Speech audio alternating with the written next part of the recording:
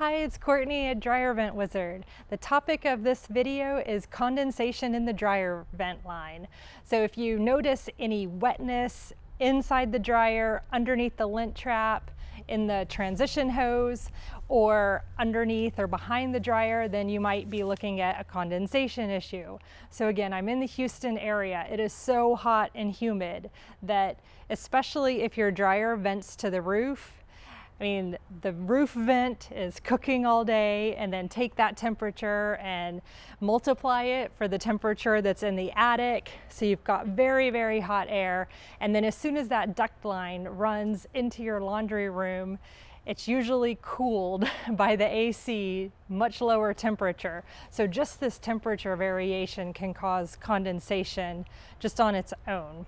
So if you are noticing this, then one thing that you can do is think about trying to bring those temperatures a little bit closer together. So if you can, close the door to your laundry room, maybe close off the AC vent and just deal with a little bit warmer laundry room, then it can help with that temperature difference. Another thing, if you notice the dryer is wet, then this is provided your vent line is cleaned and there's no fire hazards there. You can just run the dryer on high heat, empty, to try and dry out that line. Also, if you have a dryer that the light doesn't stay on when you leave the door open, you always can leave the dryer door open too to get some air circulation in there. So those are basic tips for if everything is kind of functioning correctly and you're just experiencing weather-related condensation.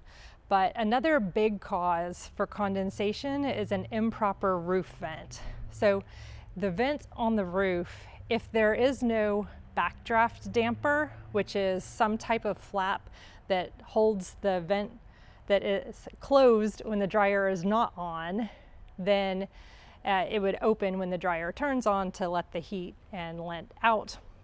But if you're missing that backdraft damper, or if there's any kind of a gap or leak ability for water to leak in through the roof vent, of course this can definitely cause not just condensation but like rainwater getting into the vent line. So let me show you what I mean by a backdraft damper and show you an example of a proper roof vent. So this is the roof vent that we typically install. It's a dryer jack. It's an all metal product, and this is the backdraft damper. So it's this flap. When the dryer is on, the air coming out pushes it open, holds it open, and then once the dryer shuts off, it forms a nice seal here so that especially rainwater can't get in, but also it helps with condensation. This dryer vent is not 100% guaranteed to solve the condensation problem like I was describing at the beginning, just due to temperature changes throughout the vent line, but it can significantly help. I've at least heard testimonials from customers that have had a dryer jack installed that it has drastically reduced their condensation and solved some of their problems.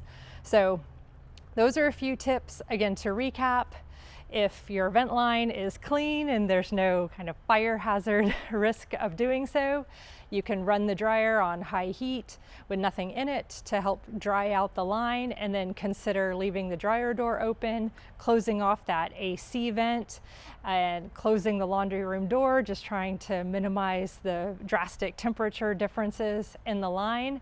And of course, evaluate whether you might need an upgrade in your roof vent. Thank you.